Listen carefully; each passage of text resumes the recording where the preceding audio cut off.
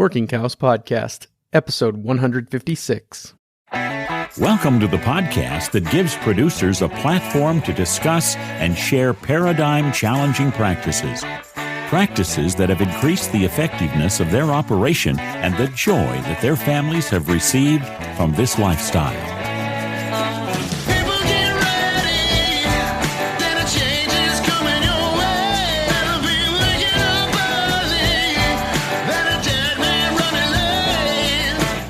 Howdy, everybody. It's Clay Connery, host of the Working Cows Podcast, powered by the Global Ag Network, here with another episode for you. Really excited to welcome back to the show Dallas Mount. Dallas is, of course, the owner and CEO of Ranch Management Consultants. They put on the Ranching for Profit School and the Executive Link program, and we're going to talk to Dallas a little bit about some of that today, but mainly what we're talking about is an article that he recently published at the Ranch Management Consultants website, which will be linked in the show notes page for today, workingcows.net/156.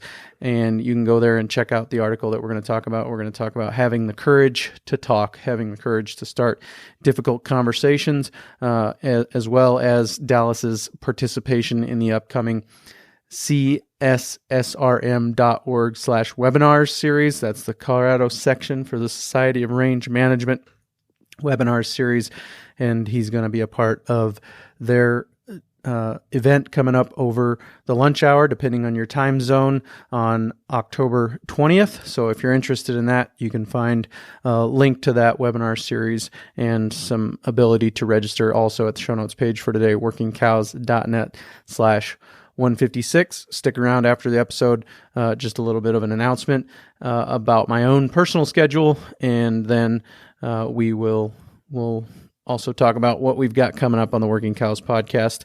So if you don't stick around, sometimes it's worth sticking around for the end and hearing all of that. So for now, Dallas, thanks for joining me on the Working Cows Podcast. You bet, Clay. It's always great to be here. Love it. You recently wrote a Profit Tips article, Having the Courage to Talk, and I think last couple times I've had you on, we have dealt more with the people side of things, and I think that's always an underserved place to look. You know, it's always more fun to talk about grazing and increasing production and harvest efficiency and dealing with some of those things. And all the way back on episode 2, what's the biggest barrier to success in ranching? It's without a doubt, is what you said. It's the people. And so I do appreciate you being willing to come on and talk about these issues. And I'd just like to get your perspective on what it takes to start a difficult conversation.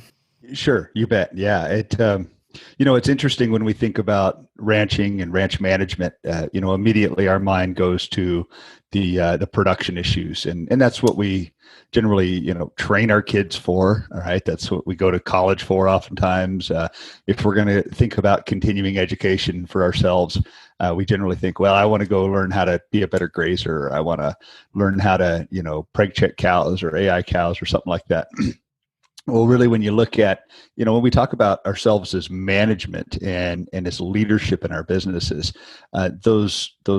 grazing's cool, and I enjoy cow stuff just like everybody else. But the things that really move the needle are our ability to communicate effectively, to have difficult conversations, to help set mission and vision for our business, to develop strategies. Those are really the things that move the needle for the business in a major way.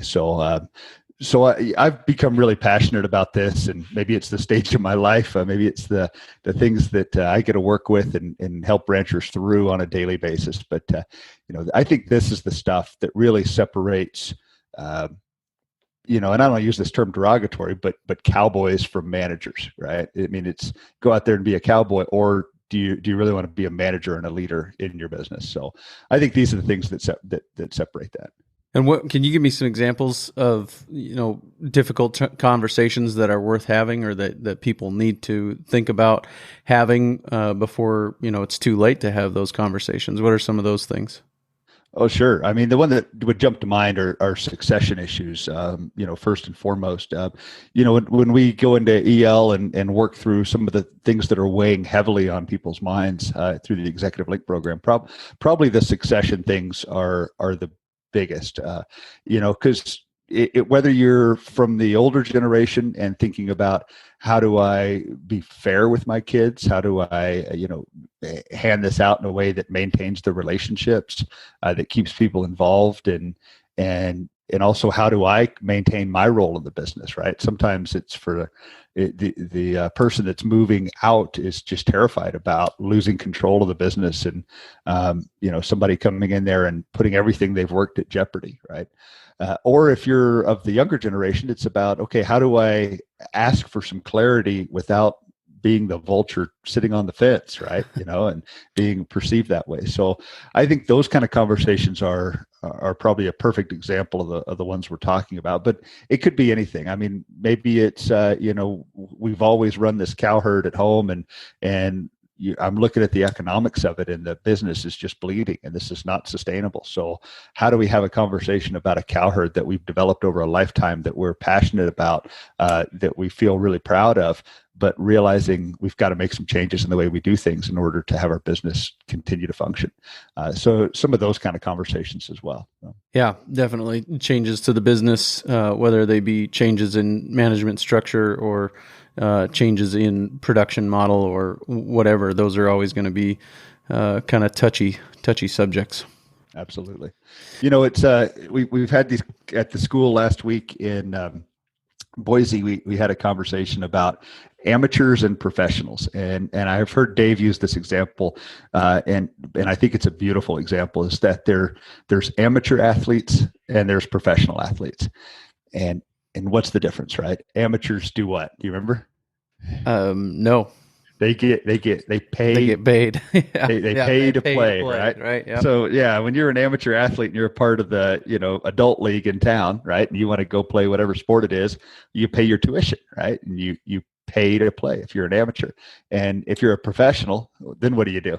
You get paid to play. There we go. Yeah. So just like in sports, there's amateur ranchers and there's amateur and there's professional ranchers, right? So some of us get paid to play and some of us pay to play.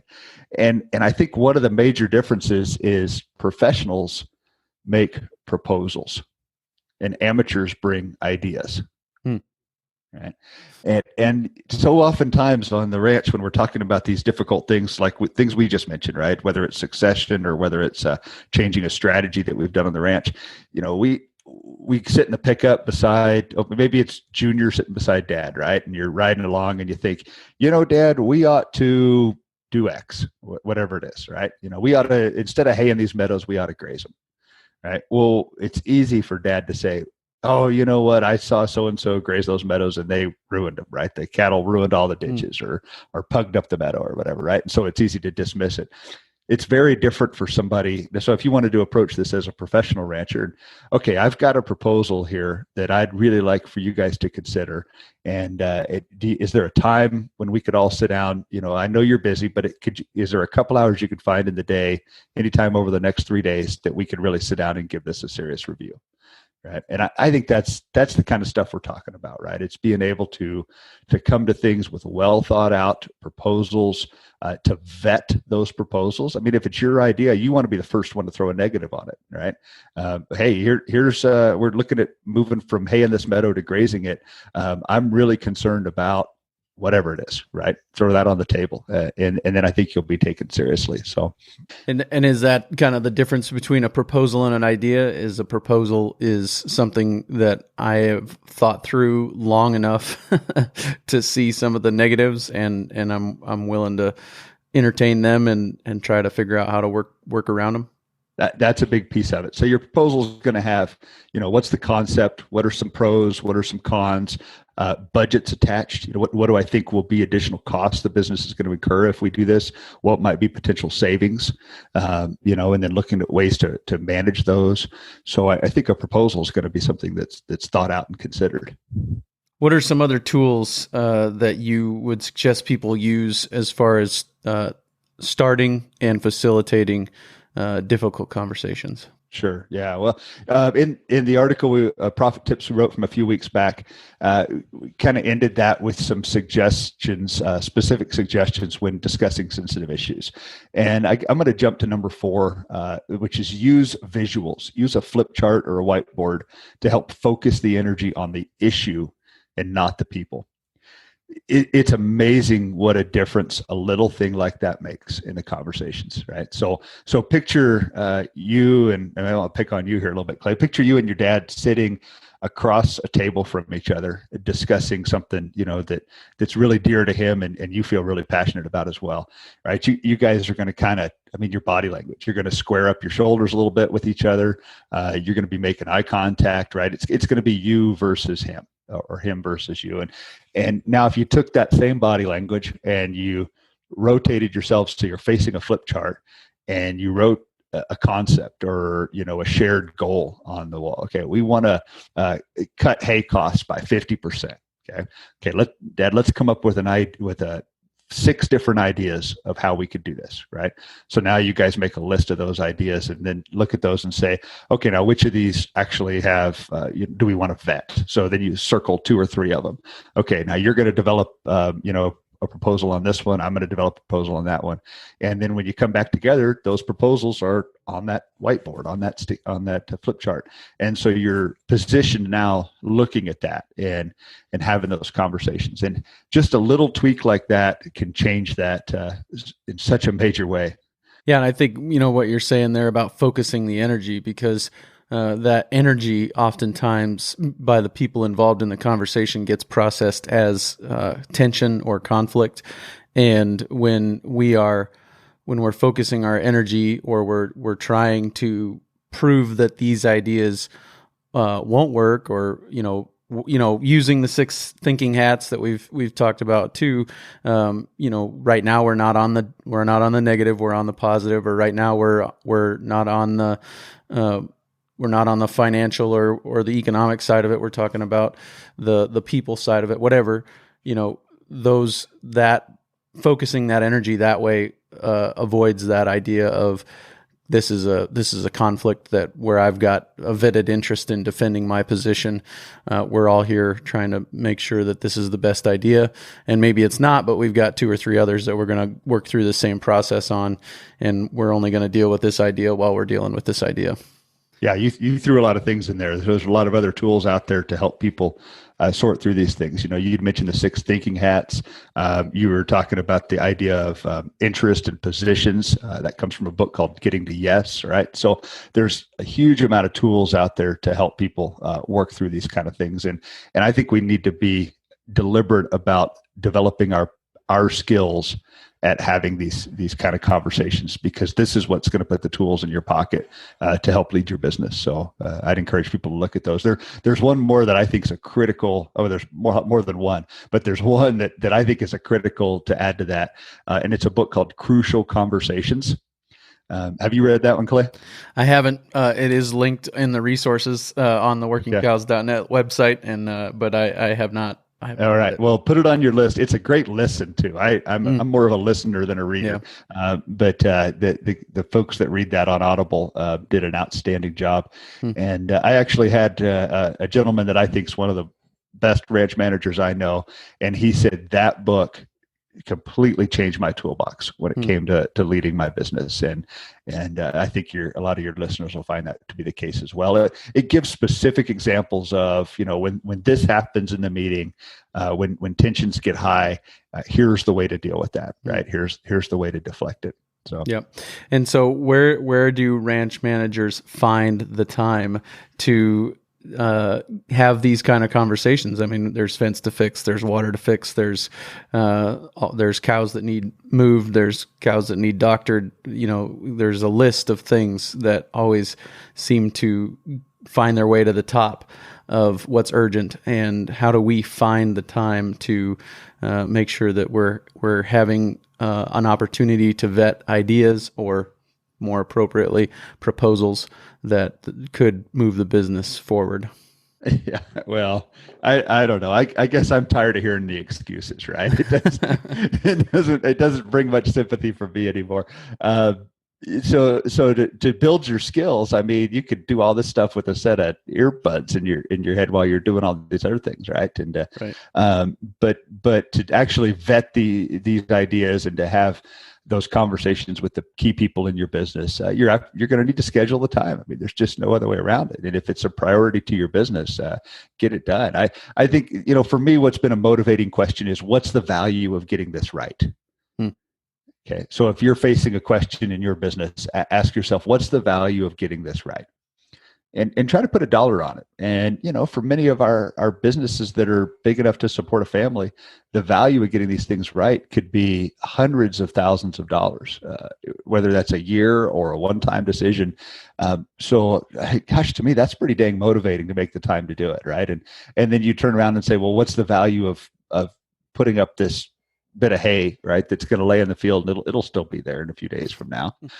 Well, that might be a few $100s, right? Mm-hmm. So, I mean, any manager that would let themselves work on the things that's a few $100s while the things that are several $1,000s go undone, I mean, that person's a lunatic, and you've heard that before. That's from the E-Myth, right? So yeah. So yeah, I mean, just for a practical example, we feed our 200 cows a ton each of hay. If we're going to vet an idea that could cut that in half, if that hay is $100 a ton, which isn't outlandish, that's $100,000 right there. There you go. I mean, if you can figure out a way to cut your hay feeding in half by grazing differently, then there's the value of the idea. So it's not hard to see. Right there. I guarantee you, Clay, there's something that you could do to cut that hay bill in half. Figure it out. Yeah. Yep. Absolutely. So, that was a hypothetical example. I don't have 200 cows to feed a ton of hay each to. So, okay. I thought that was a real life deal. So no. I was gonna twist the knife on you a little bit. Yeah. There, no. Yeah. So my involvement in ranching now has been from a custom grazing standpoint, and that's been a real joy, honestly. I've got a few cows that I kind of have some interest in that stay with me all the time, and I'm trying to figure out how to market them effectively, so that continues to be a blessing. But the custom grazing thing, especially at the scale that I'm at right now, kind of seems like a no-brainer. So yeah. Well, it is, and I've got a set of cows that have been coming to my place for I think 6 years or so in the summers, and I refer to them as my cows. And I was with the owner the other day. I'm like, well, my cows are, and I went, no, okay, your cows. And he goes, well, I'll send you the bill if they're your cows. I thought that was pretty good. Yeah. So we've got the flip chart. We've talked about the flip chart. What are some other tools? And I think where I wanted to go first is, on that issue of finding the time, and you said you've got to schedule it. How much time do you think should the average business devote towards planning and, entertaining proposals and those kinds of things? So in the school, we encourage people to take 2 mornings a week to work on the business. That doesn't mean that those 2 mornings a week need to be spent in strategic meetings with the whole team. I think they need to be spent on high level issues, right? But I think the question that you're asking is really going to vary depending on where the business is at. What's the season, right? I mean, we all have seasons in our business where it's impractical to pull up and have these strategic type conversations when we're not feeling the pressures of the day to day, right? For us, when the 1st of January rolls around, we're going to have 4 schools this year, back to back, right? I mean, my team is head down and as fast as they can to make these things happen. It wouldn't be genuine of me to say, all right, let's all come together and take a half a day to do some strategic planning about what our vision is, right? I mean, my folks are not in the frame of mind to have that conversation, and neither would I, to be honest. But then there's times a year when when some of the pressures are off, right? When you do have time to be reflective. And I think that's the time to capture it and to say, all right, let's come in and let's, strategize on this thing, whatever it's going to be now. Now, and then things change, right? So right now, I'll pick on our business again. We're in the middle of making some kind of major shifts due to the impact of COVID still, right? So there's states that we've gone to that have always been, facilities that we know well that we love to go to, and they're saying, guys, we can't do this because the law is not letting us do it, right? And so we're kind of having to come together and make these strategic shifts. And I mean, even if we were going 100 miles an hour, we have to come together and make those, because the alternative is just not there, right? You can't just push through it. So it's very much going to be what the issues are needing to be addressed, and how much time. I think you check in with your people and you say, hey, we need to talk about this. I need some dedicated time from you. I think it might take us a couple hours to work through this. You think it might take us 3 or 4 hours. Okay, well then let's block off 4 hours. If we need it, we'll have it. If we don't, then, if we're done at 2 hours, then we can all go back to what we're doing. So I think it's just getting agreement from people on the time that they're willing to commit to those. And then it's being respectful of that, right? I know it makes me mad if somebody says, hey, I need you for this amount of time, and it goes way over that, right? Or the time's not being used well. I'm going to be less likely the next time they ask me to say yes, because that's a bit frustrating. So what are some of the other tools that we can use, some strategies that we can employ to make sure that we are using that time well? So on this article that we wrote, number one I put is ask questions rather than offering solutions. And I think that's really an important thing to think about as you go into these conversations. The best way to lead these is to have good questions written down that you want to ask the other people that are participating. If you come in with the idea that you've got it all figured out and people just need to listen to you and get on board with it, that's not going to be a very effective way to proceed. If I don't know, Clay, come up with something that you think might be a sensitive issue for a ranch, and let's work through an example. Okay. Let's say we are going to move our calving season. Okay, sure. So you and I are part of this ranch team, and we've got this group of cows, and we're going to vet the idea of moving this calving season. So Clay, tell me, I guess in your mind, what is it that this strategy might be addressing? So moving the calving season, why might we want to do this? Can you give me your list of reasons why this might be done? Reduce the input costs of hay, increase animal health, increase animal fertility. If we were moving it later, I guess. Good. So I'm writing that on the board here as we're talking, right? So decrease the input costs. You're probably talking specifically about hay cost. Is that what you're thinking? Yep. Okay. Increase animal health. So tell me a little bit more about that. Or how could that happen? How are animals going to be healthier if we do this? If we're shooting for moving to calving on green grass, then we could probably reduce some illness in the calves, probably increase some of the health of the cattle, the mama cows, the breeding herd, in that way. Okay, all right. I'm capturing this on the board here as you're writing, as you're suggesting it. Can you think of any downsides that making this change might have? Marketing. We're going to be marketing in a different season than other folks. If we move it to a later time, we're going to have a smaller calf to sell than the neighbor will, for sure. Okay. Marketing. Great. So let's see. I'm going to see if I can add to this list too. So some downsides that are on my mind is, so if we're moving these cows, we're going to take our high value February, March calving cows, and we're going to move them into a lower value May calving cows. So if we had to liquidate this herd, we're probably going to pull $200, $300, $400 a head off these. So I'm going to put up here, devalue the cows. So I think, it's what we're demonstrating here is asking questions, asking follow-up questions, right? Tell me more. What do you mean by that? Let me make sure I understand. And then we're capturing it on the board. So I might have come into this meeting with the idea that this calving change is a really dumb idea. Okay.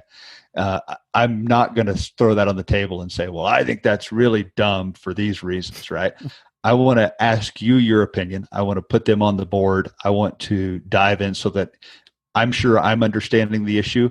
And just as importantly, I want to know that you understand that I understand. Okay. So I understand, Right. I understand you. So you're being heard, and I'm writing these things on the board, and I'm saying, is that right? Do I have it captured correctly? Okay. And then, okay, I've been heard, right? I think it's going to reduce hay feeding costs. And I probably would have followed that up with, by how much? Is this going to be a half? Do you think there might be years when it won't reduce that hay feeding cost? Do you think there might be years when we still have to feed? Okay, so 7 years out of 10, it's going to reduce the hay feeding cost by 50%. And kind of get to that level of specificity. But I when you ask questions and you're really listening and you're pulling it out from people, it's going to change the tone of the conversation rather than just making statements. Yeah, and I think that's again about kind of deflecting the authority in the room, or changing that struggle for the position at the top, in the room. Is we're vetting this idea. We're not vetting the person who brought it. You got it. Yeah. Yeah. So, what do you think about other tools or other considerations that people should be looking at as far as if they're going to start a difficult conversation, how kind of some posture or some of the ways that they should go into it, approach it?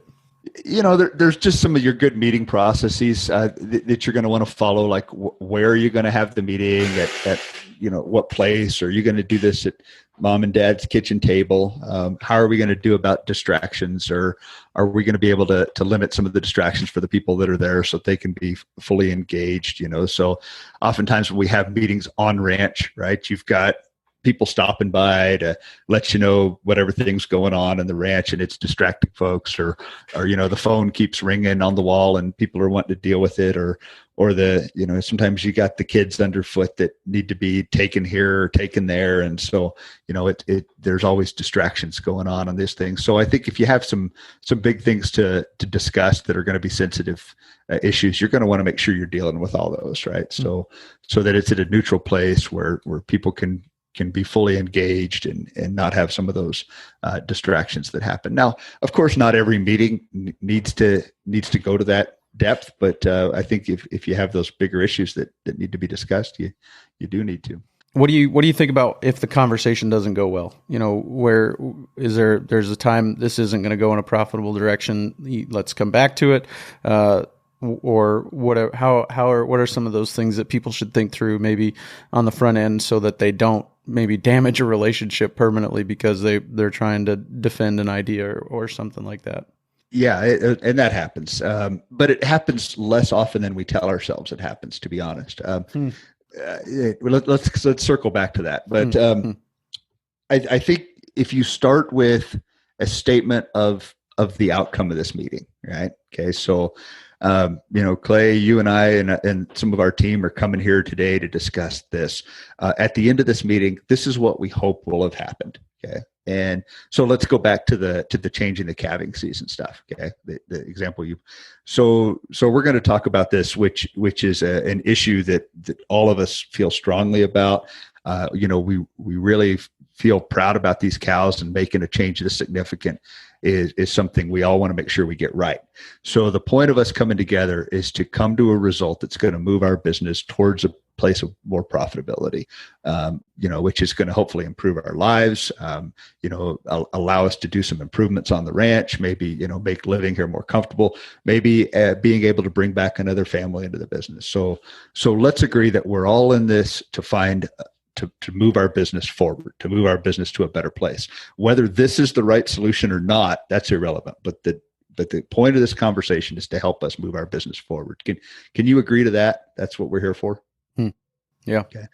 And then say what we don't want to have happen at this meeting is we don't want to let this one decision pull us apart and damage our relationships. And we don't want to leave here, mad at each other and defending our positions. So let's dive in and be really hard on this issue and make sure we're making it right. But at the same time, let's not say anything that we're going to walk out of here regretting, a few weeks from now to each other. Yeah.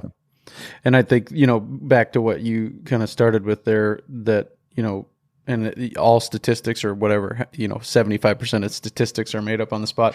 90% of what we worry about, never happens. It never comes to pass. If we would approach it, be willing to, if we would avoid allowing our worry to dissuade us from starting the conversation, I think we'd have a lot more, a lot better relationships in our business if we were willing to just start the conversations. That's right. Yeah, we tell ourselves a story and we let this thing build up in our head. Oh my gosh, we got to have this conversation, and I'm really worried about what might go wrong. And I remember 10 years ago when something was brought up, and so flipped their lid, and it's still damaging the relationships now, right? So you start to build these things up in your mind, and you allow yourself to not go there, right? And to tell yourself that it's going to be far worse. And I mean, 9 times out of 10, you go into it and you're like, oh, well, that wasn't so bad, right? We had that conversation, we dealt with it, and we're all moving forward, and I feel some relief on that. So I think sometimes we can tell ourselves a story. I remember when I was a new manager and when we was Extension, and I had people that were kind of under my direction, and I had some feedback to give to some employees, and I was really nervous about how they were going to receive it, right? And I'd lost sleep over this, and I'd just eat myself up. I was feeling stressed about it. And, when I finally had the conversation, I'm like, well, that was pretty easy, right? It didn't go that bad. And the more you have those, the easier it becomes, right? And so it's just like learning any kind of skill. The more you're able to practice it, and the more you're able to do it, the better you're going to get at it. So I think you just need to start practicing. It's fine to say to people that you're working with, a lot of people worry about, how am I going to be perceived, right? I'm going to ask my family to do this meeting, and it's not something we're used to doing, right? We don't talk about these kind of things. So how am I going to be perceived in my family? And I think you start from a place of being humble, and you say, you know what? We're not good at having these kind of things, but we know that we need to, and let's all learn together. And I'm going to try to write on this whiteboard, and I'm going to try to capture the things. And I'm not good at this, right? I've never done this before. It's not in my wheelhouse. But I want you guys to be patient with me. I want you to help me out where you can. And, because the end goal here is so important to get right, that let's do it together. And I think if you can start with some, just start from a place of being humble and say, hey, I'd like to become better at this. Be patient with me, and let's go forward.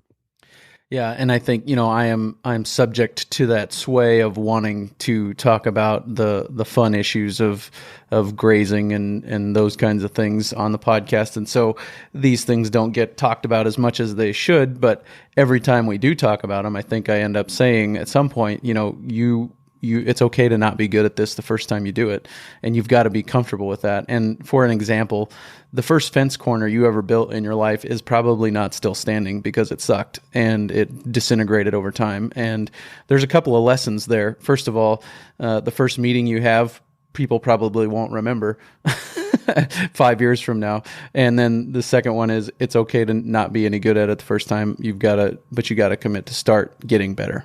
Yeah. That's right. Perfect. From the outside looking in, I see that as being a lot of what the Executive Link program is about, is giving people the tools to facilitate and engage in these kinds of conversations. Is that accurate? I think I don't know that that's the initial intent when we set it out, but it certainly happens as people come along and you're using these tools to look into other people's business. So, when you go to an EL meeting, let me just back up for a second. I imagine most of your listeners probably know what Executive Link is, but there might be a few that don't. When people graduate out of the Ranching for Profit School, there's an opportunity, if you want to make the commitment, to join Executive Link. And EL is where we put ranchers on boards of directors for each other.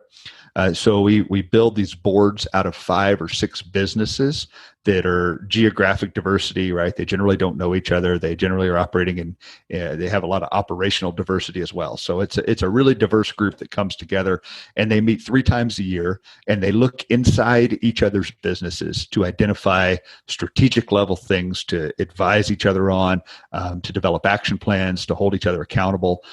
They generally share financials, where they're looking inside each other's businesses, and after a year, they know each other's businesses really well, right? And they start to really dive into the really difficult issues. So I think when people join EL, they think, well, I'm coming in to have to get my business worked on, right? And they kind of think it through it that way. But once you've been in a while, you realize that a lot of the value is being able to look into somebody else's business.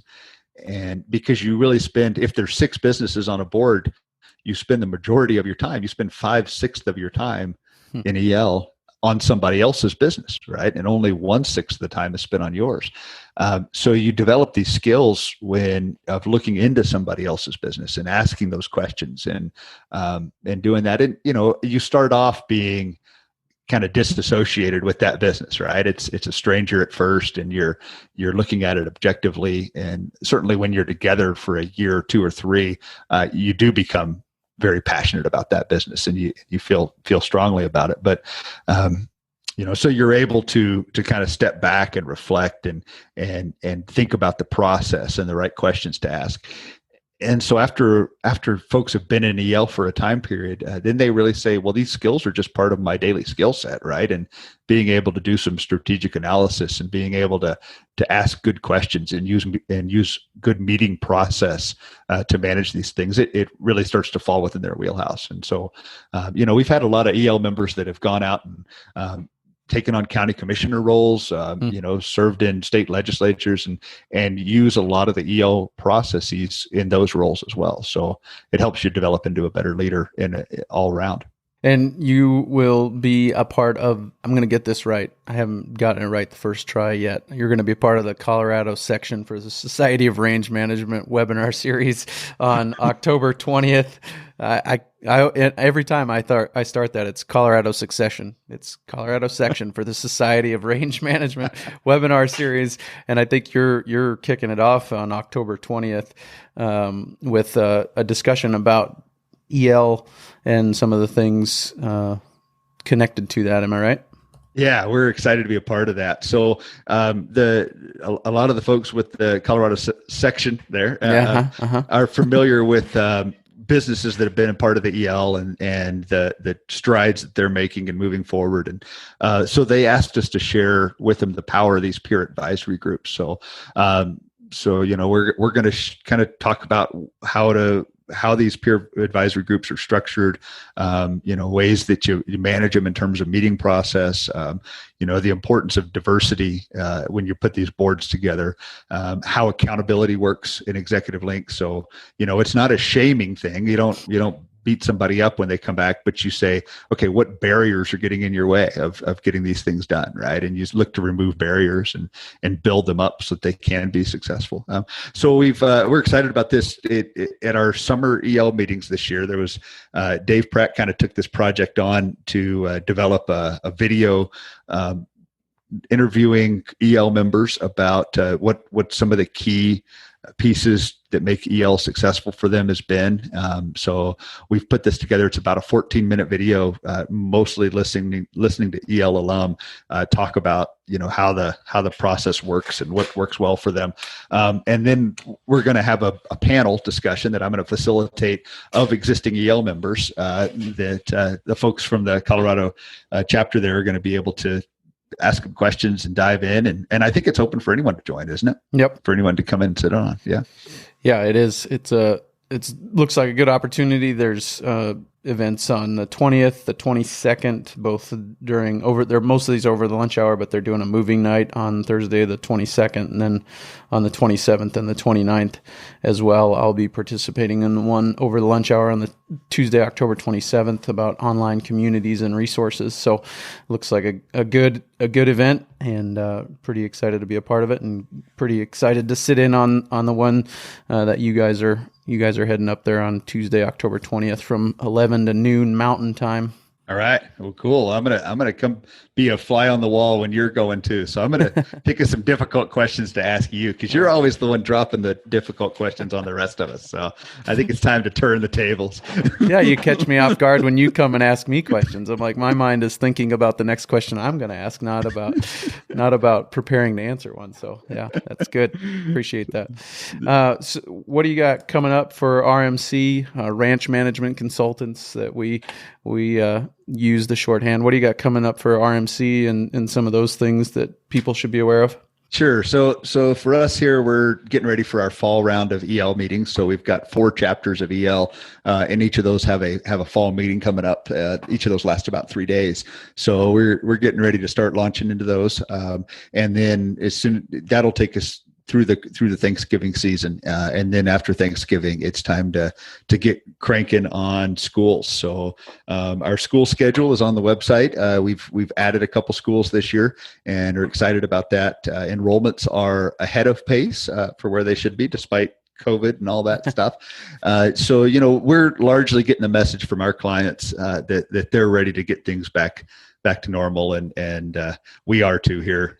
So we're ready to go. We're rolling out. The challenging part has been navigating all the different rules in each state. With the host facilities that we have, the hotels, they need to follow the rules. So we're trying to figure out how to do that in a way that keeps the hotel in business and allows us to do what we know makes an effective classroom. So, so we're internally right now, we're navigating all that, but it's important for us that when the clients get to a school, that they have the choice about how to conduct themselves. Right. So if somebody wants to social distance and do that, they can choose to do that. If people want to interact with people as normal, we want people to have that option to do that. So we're working hard to find facilities that let us have those freedoms.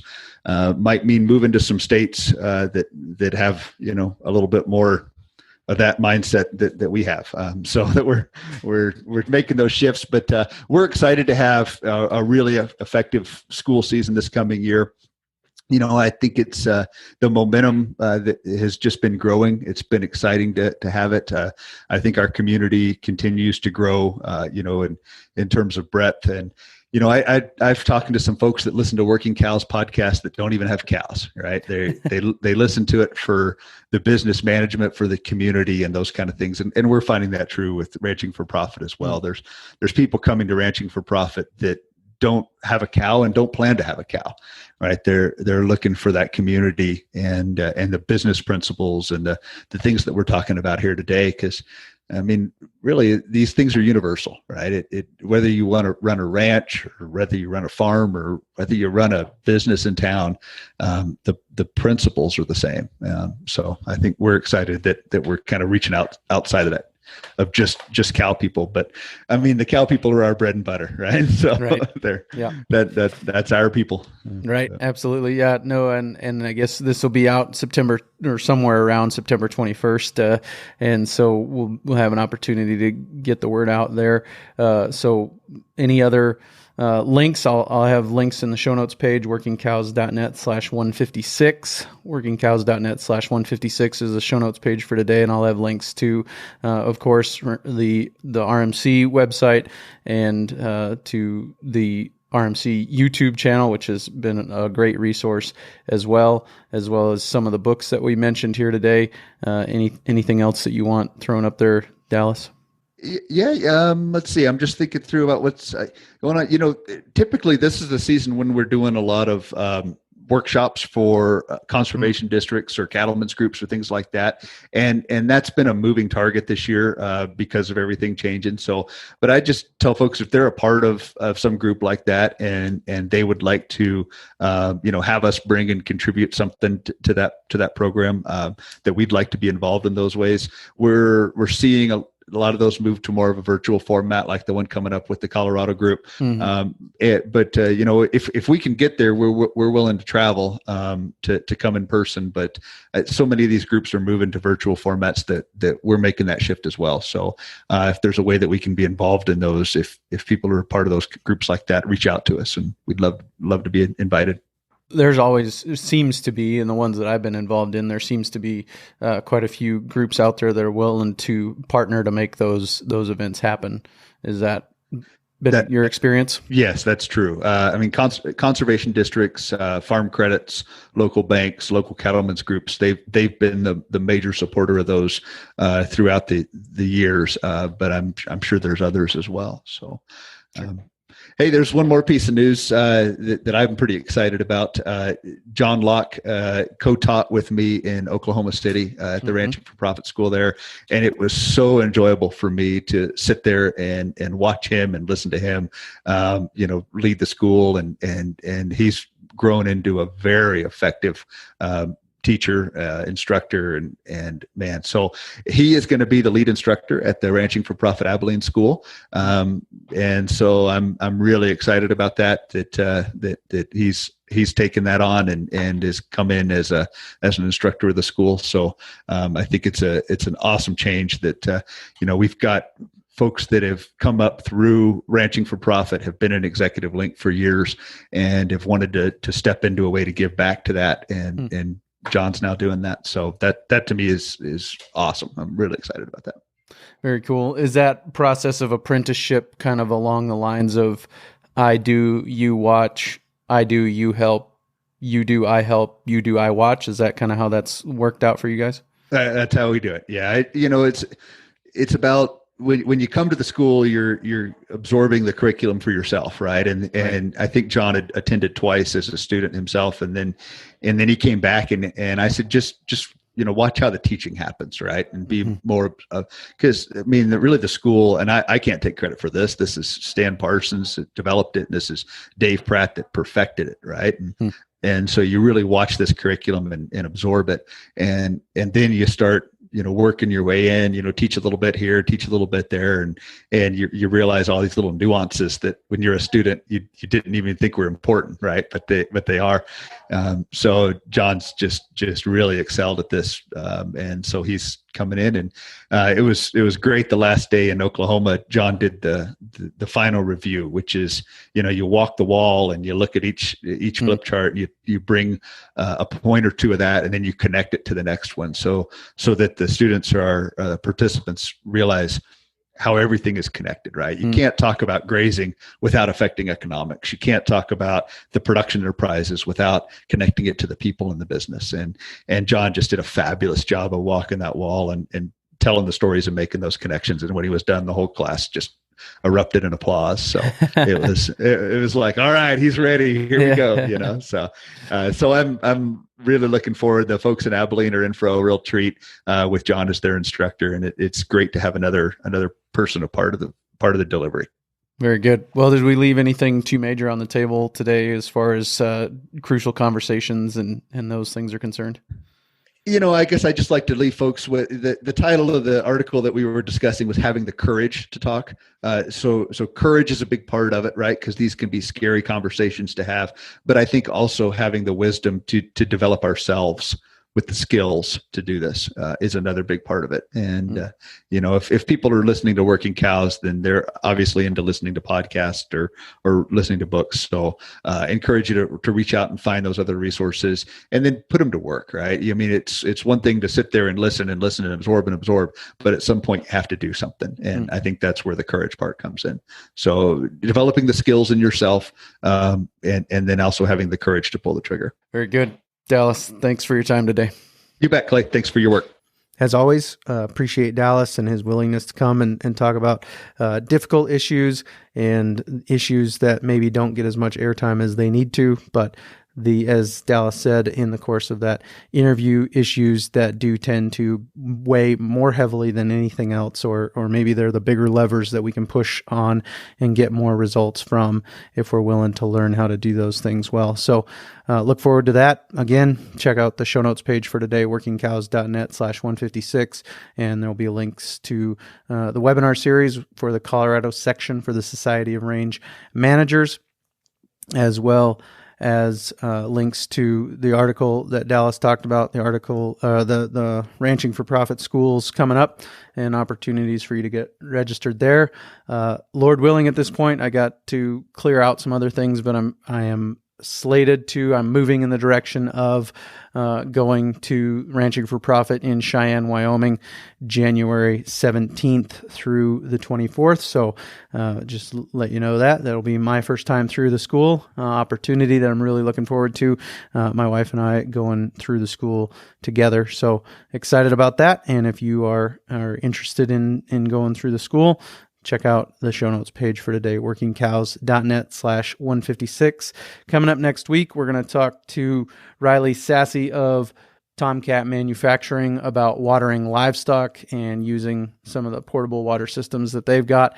So look forward to those discussions coming up real soon on the Working Cows podcast. We invite you to visit workingcows.net to subscribe to the show via iTunes or Stitcher. You'll also find detailed show notes pages, resources from our guests, and the industry leaders who have influenced them. For more ideas on putting your cows to work for you in a more profitable way, tune in next week.